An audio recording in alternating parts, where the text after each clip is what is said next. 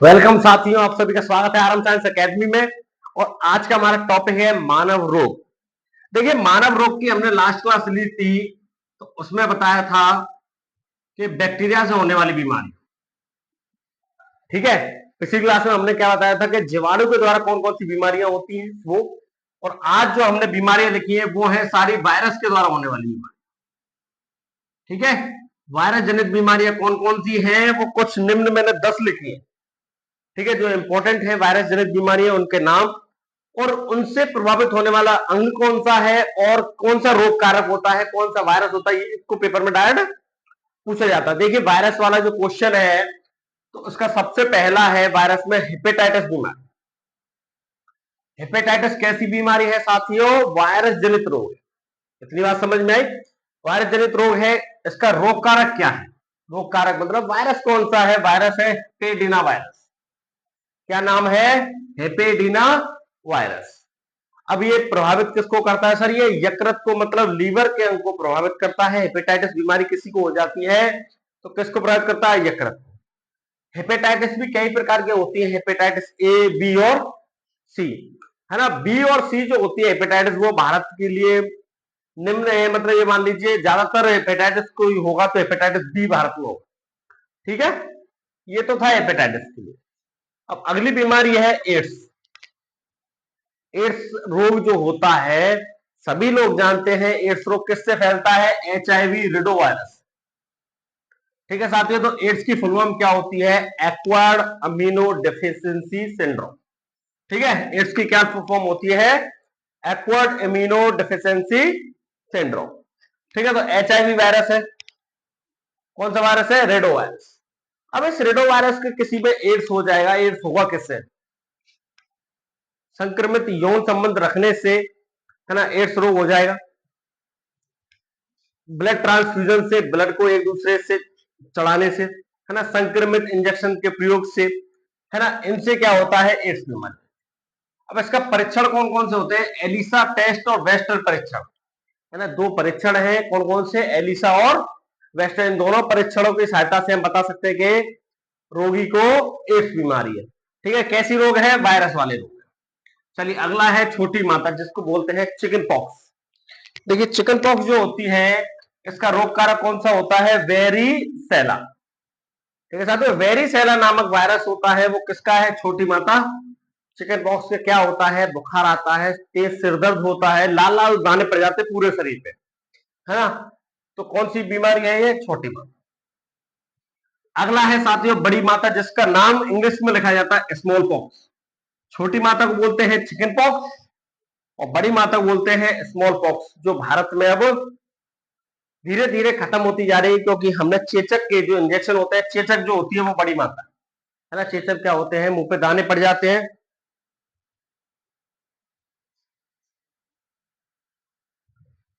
ठीक है साथियों, क्या है बड़ी मात्रा में? स्मॉल पॉक्स, जिसका वायरस का नाम है वेरिओला।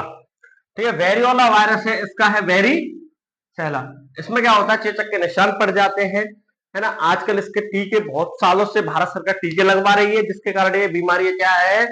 हमारे भारत देश से खत्म हो गई है। ठीक है, अगली बीमारी है वायरस जनित रोग, जिसका नाम है पोलियो।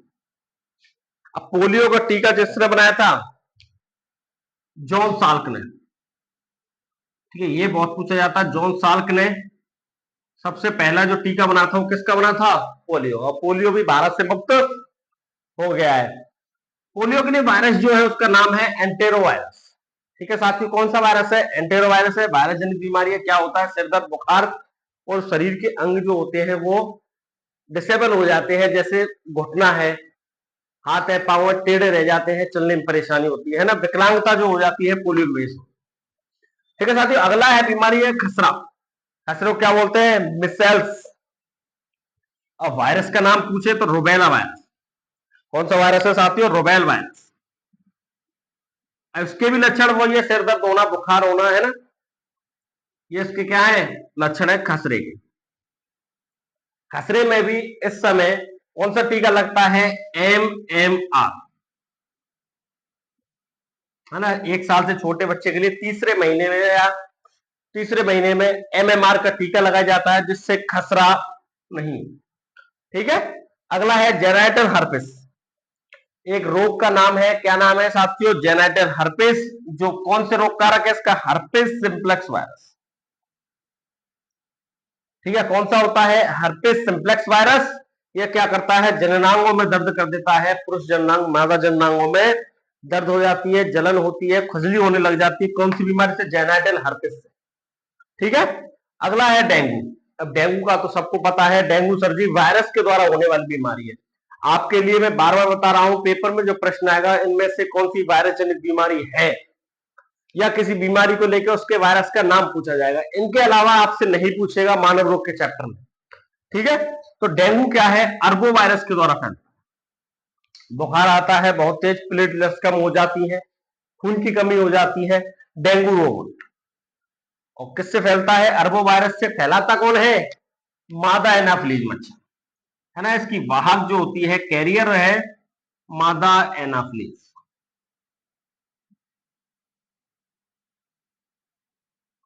ठीक है। चलिए अगला है सार्स।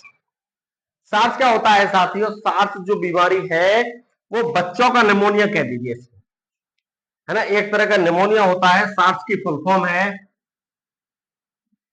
सर्वर एक्वेट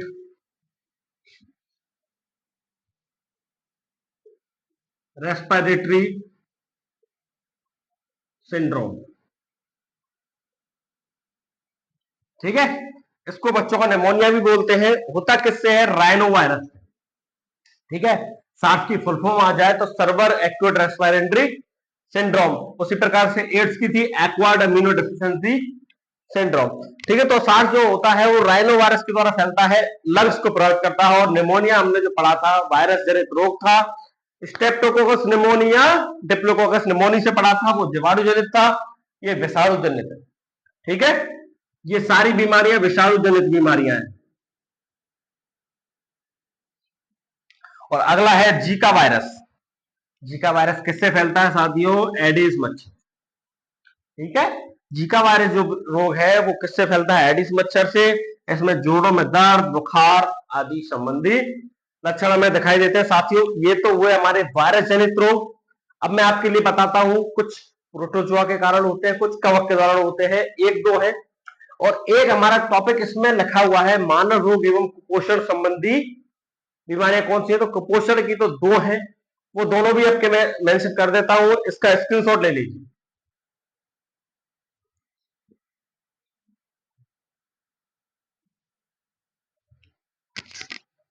चलिए साथियों आगे बढ़ते हैं मानव रोग में। मानव रोग का अगला है कवक के द्वारा होने वाली बीमारियां। कवक क्या होते हैं? फंजाई बोलते हैं कवक को इंग्लिश में। ठीक है। तो कवक क्या है?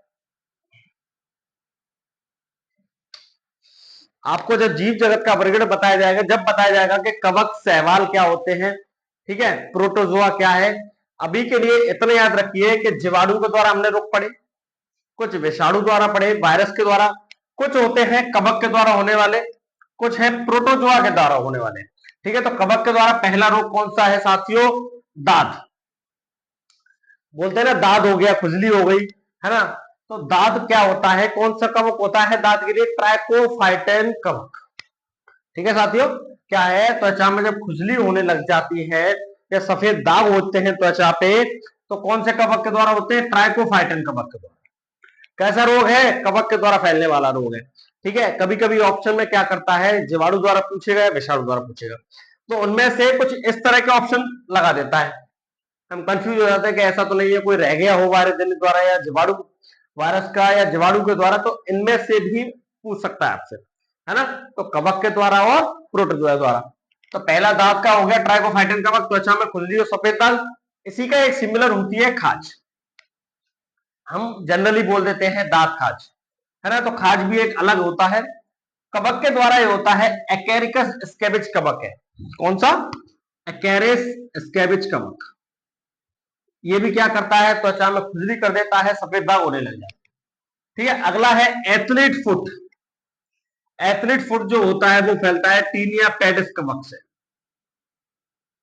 ठीक है साथियों। कौन सा कवक है? टीनिया पेडिस कवक। तो ये क्या करता है? त्वचा के मुलायम हिस्से हैं जो नरम है, वहां पे खुजली होने लग जाती है, दाग होने लग जाते हैं ना, ये जो होता है वो है एथलीट फुट।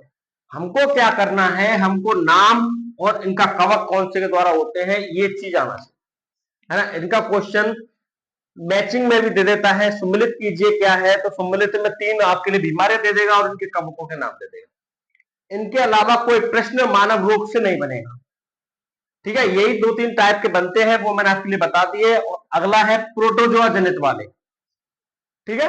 तो प्रोटोजोआ जनित के लिए पहली बीमारी कौन सी है, मलेरिया।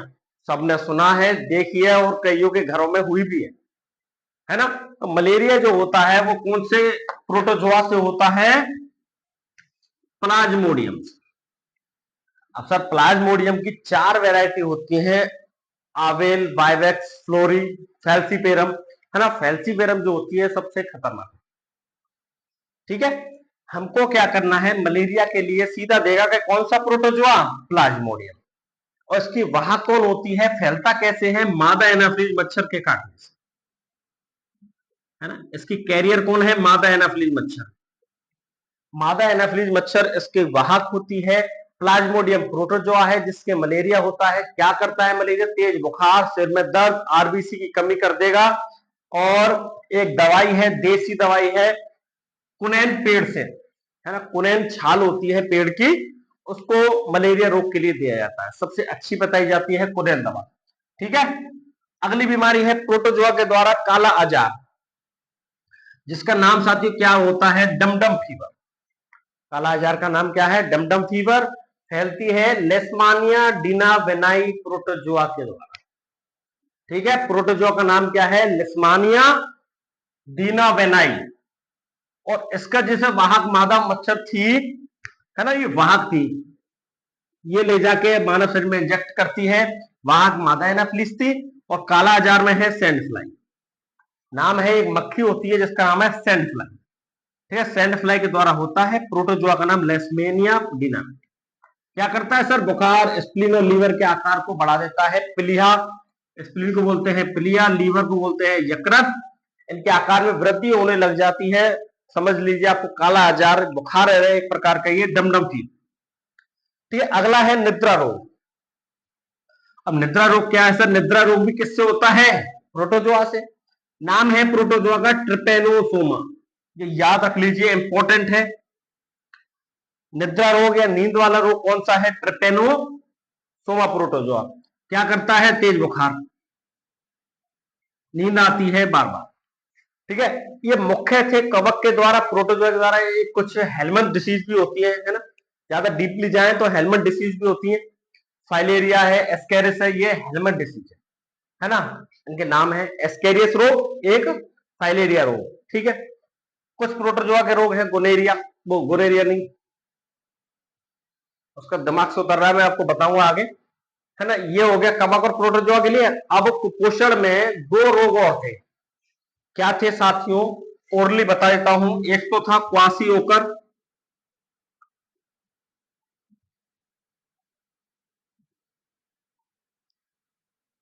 एक था मरामस। दोनों ही विटामिन की कमी से होने वाले रोग हैं, ठीक है। प्रोटीन, विटामिन, खनिज लवणों की कमी से होने वाले रोग कौन कौन से, क्वासियोकर, ये कुपोषण वाले रोग हैं, ठीक है। कोई कुपोषित बच्चे होते हैं, साउथ अफ्रीका जैसे देशों में, नाइजीरियन देशों में कुपोषित बच्चे होते हैं, तो उनमें कौन कौन से होते हैं, क्वासियोकर और मरास।